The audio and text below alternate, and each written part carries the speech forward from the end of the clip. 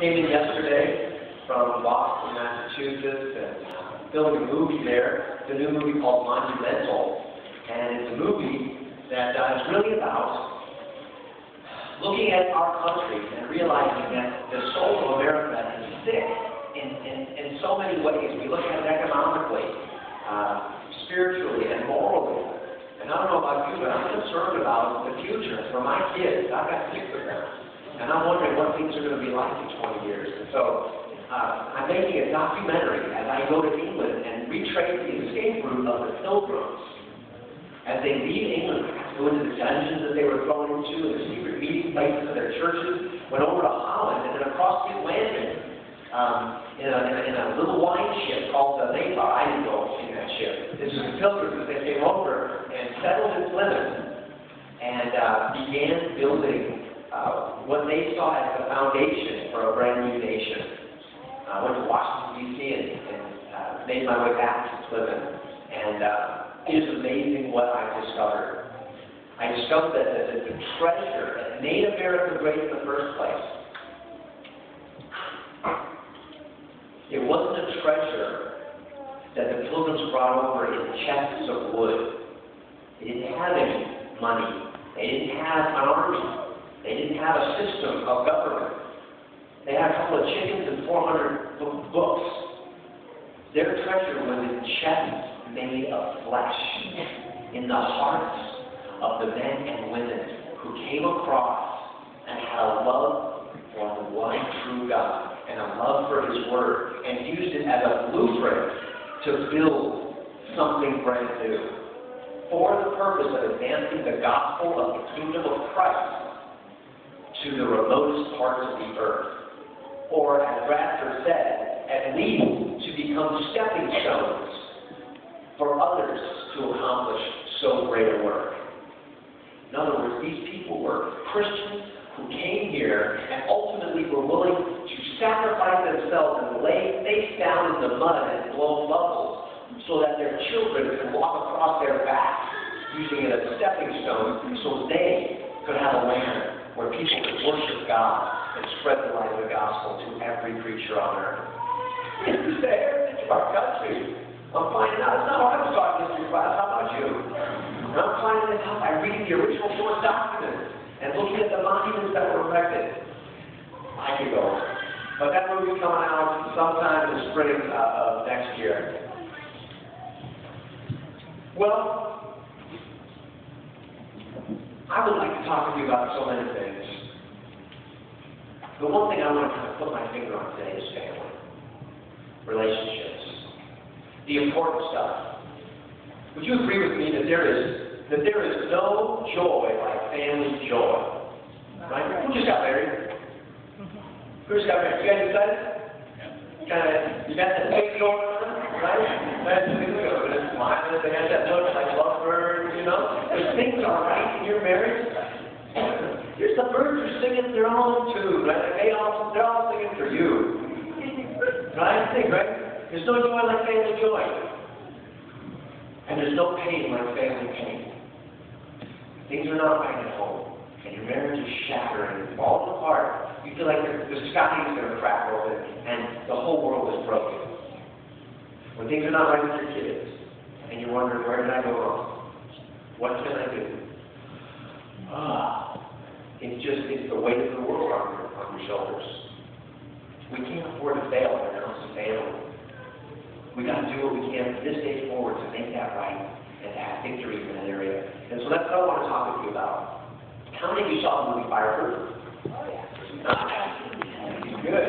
Let's talk about that.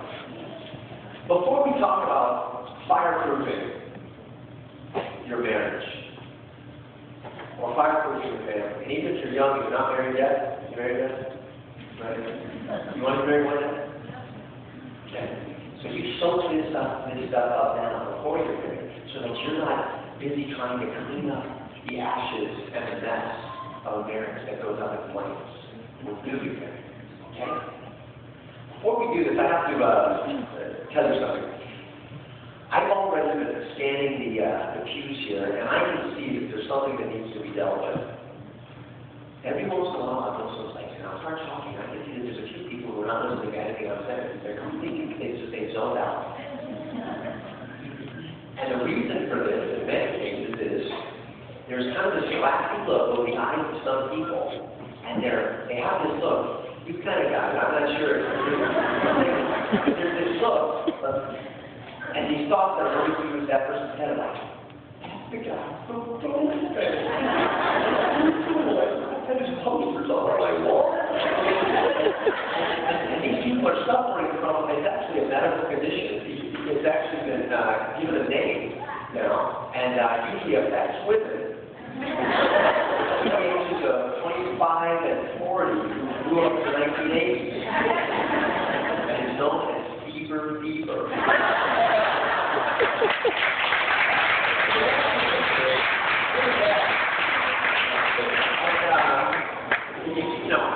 They come up and talk to me, and they're fumbling over their words, and they're not putting it together right. So embarrassed and frustrated. So I'm going to help them. I really want you to hear what we're talking about. And the way I'm going to get rid of your fever is by doing what my grandmother always taught me. She said, you start with a cold, and you feed the fever.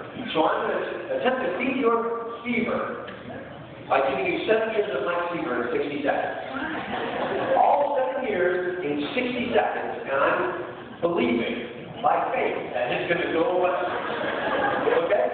Now, to get me into character, which is 20-some years ago, you need to help me transform into Mike Seaver. Help me back to 1984. Make my hair grow large and curly by singing for me the Growing Pains theme song. Now, I'm going to give you the lyrics that you remember, and then I need you to sing it with all your heart. And it goes like this. Show me that smile again. Don't waste another minute on your pride. We know we're near the end. The best is ready to begin. And then I need a big whoa. Okay? Who's the biggest Lord Pains fan in this room? Raise your hand. All right, there she is. Okay. I want you to lead us, okay? Now, you lead us. And here we go. Show it. You need the whole crowd going. If you need to stand up and just tell people louder, you do it. Because if I don't hear it, I stay Kirk Cameron.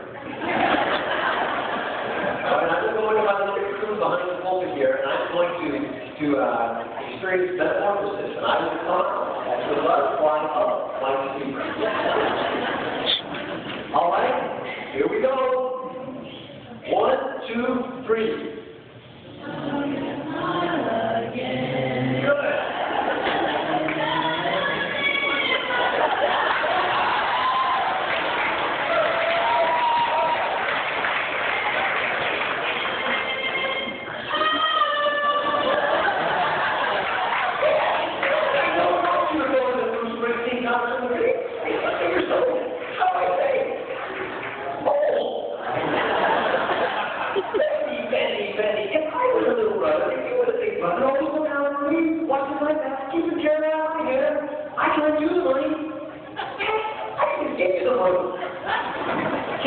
If you're as smart as you say you are, I couldn't be related to you. Friend. I'm going to give you a report card so I can show my parents how bad it could be. Dad, I'm not sneak out of the house to hang with any bummer on the school night. I was not hanging. I was studying. At the library.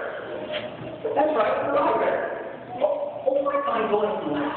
But I knew how important grades are to my loved parents. And so I think studying was far more important than I could do. Perhaps I'm wrong. Kate McDonald, I love you. I know I'm not the sharpest spoon in the drawer. But ever since I laid eyes on you, I knew you were the one for me. Will you marry me? You will? Baby, rain or shine, all the time, we got each other, sharing the laughter and love. All right.